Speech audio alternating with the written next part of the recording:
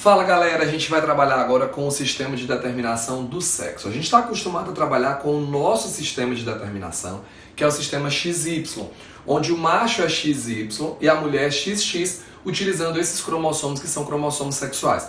Mas existem outras maneiras, outros sistemas e outros meios por meio do qual o sexo se manifesta nos indivíduos. A gente pode trabalhar, por exemplo, com fatores ambientais como a temperatura.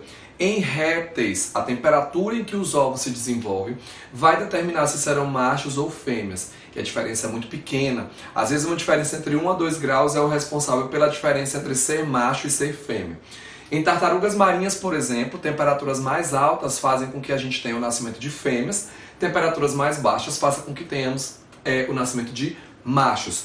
Em répteis crocodilianos, o contrário, né? A gente tem temperaturas mais altas trazendo machos, temperaturas mais baixas trazendo fêmeas. Essas diferenças aí, elas são compensadas porque no ninho onde eles colocam os ovos, a gente tem diferentes temperaturas a depender do local que o ovo está localizado naquele grupo de indivíduos, tá? Existe também em abelhas a questão da partenogênese. A ploidia vai determinar se é macho ou se é fêmea. Então, a abelha rainha, ela é diploide, ela é fêmea e ela é fértil. Ela produz os seus óvulos, que são haploides, e esses óvulos haploides, caso sejam fecundados, eu vou juntar N do óvulo com N do espermatozoide. Juntando esses dois gametas, eu tenho um indivíduo que vai ser 2N. Em abelhas, quando ocorre fecundação, nascem fêmeas. Essas fêmeas, se forem alimentadas com geleia real, elas vão dar origem a fêmeas férteis, que são as rainhas, e se for alimentada com mel e com pólen, vão dar origem às operárias. Caso esses óvulos não sofram fecundação, esses óvulos irão se desenvolver sem que ocorra fecundação. Isso é chamado de partenogênese. Quando é que eu tenho uma partenogênese? Quando um óvulo vai dar origem a um novo adulto sem que tenha ocorrido o processo de fecundação. Aí a gente vai ter o nascimento dos zangões, que são haploides. Os zangões, então, são haploides, as fêmeas são diploides, e já caíram questões envolvendo essa situação genética na prova do Enem, algumas vezes, né? Temos também o índice sexual, que ocorre na Drosophila melanogaster. A Drosophila melanogaster é a mosca da fruta, né? Na Drosophila, o que é que vai acontecer? O índice sexual, ele vai estar relacionado ao número de cromossomos X, relacionado aqui com o número de autossômicos. Então, quando a gente pega aqui, ó, 2 cromossomos autossômicos e 2 cromossomos X, eu vou ter o índice sexual 2 sobre 2, isso aqui vai dar 1. Quando o índice sexual dá 1, a gente já sabe que nós vamos ter o nascimento de fêmeas. Nesse caso aqui, eu tenho 1 cromossomo X sobre 2 cromossomos autossômicos. O índice sexual nesse caso aqui vai dar 0,5. Quando ele dá 0,5, está nascendo aqui macho. Não é pela presença do Y que a gente vai ter a determinação do macho aqui, no caso da Drosophila melanogaster. Quando a gente trabalha com Drosophila, esse índice pode dar 0,5, nascendo macho, 1 nascendo fêmea. Se ele der entre 0,5 e 1, a gente vai estar trabalhando com indivíduos intersexuados. Entre 0,5 e 1, os indivíduos são intersexuados. Se der menos que 0,5, se for menor que 0,5, a gente vai estar trabalhando com super macho. E se der maior que 1, a gente vai estar trabalhando com super fêmea. Então, na Drosophila melanogaster, que é a mosca da fruta, a gente vai estar trabalhando com o índice sexual. E a gente também pode trabalhar com cromossomos sexuais, mas não existe apenas o nosso sistema, tá? Existe o sistema XY, o X0, o ZW e o Z0. ZW, né, são outros 2 cromossomos que atuam em outros sistemas de determinação do sexo. Então, gente, a dica que eu dou aqui para vocês é o seguinte: ou o indivíduo pode ser homogamético, ou ele pode ser heterogamético. Como é que funciona isso, né? Como é que funciona essa situação de homogamético e heterogamético? Vamos pegar, por exemplo, a nossa espécie.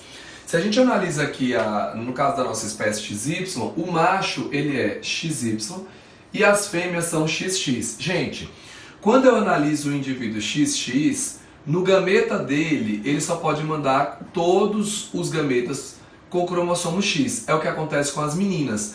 As meninas na espécie humana, elas correspondem ao sexo que nós vamos categorizar como homogamético. O que é ser homogamético? É gerar gametas apenas iguais.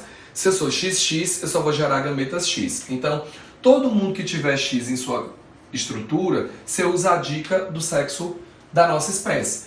Quando é homem, o que acontece? Nós somos XY e os meninos são heterogaméticos porque podem gerar espermatozoides contendo X ou espermatozoides contendo Y, ou seja, gametas diferentes, eles são heterogaméticos. Então, gente, sempre que envolver o cromossomo X é igual a gente. Como assim? As fêmeas são homogaméticas e os machos são heterogaméticos. Então, nesse caso aqui, na maioria dos mamíferos e muitos outros animais, o macho é XY, a fêmea é XX. O macho é X0, a fêmea é XX, como ocorre em alguns insetos, como por exemplo os gafanhotos. Mas, gente, quando for para o sistema ZW e Z0, é o contrário. Como assim o contrário?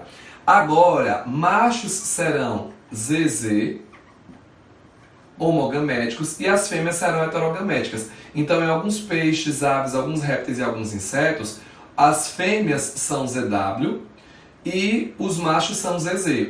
Nas galinhas e em alguns répteis, as fêmeas serão Z0 e o macho será ZZ. Nesses casos aqui, o macho é quem vai determinar o sexo, né? Então veja, quem vai determinar se vai ser menino ou menina é o espermatozoide. Já nesse caso aqui do ZW, como a fêmea é que é heterogamética, é o óvulo quem vai determinar a parte sexual.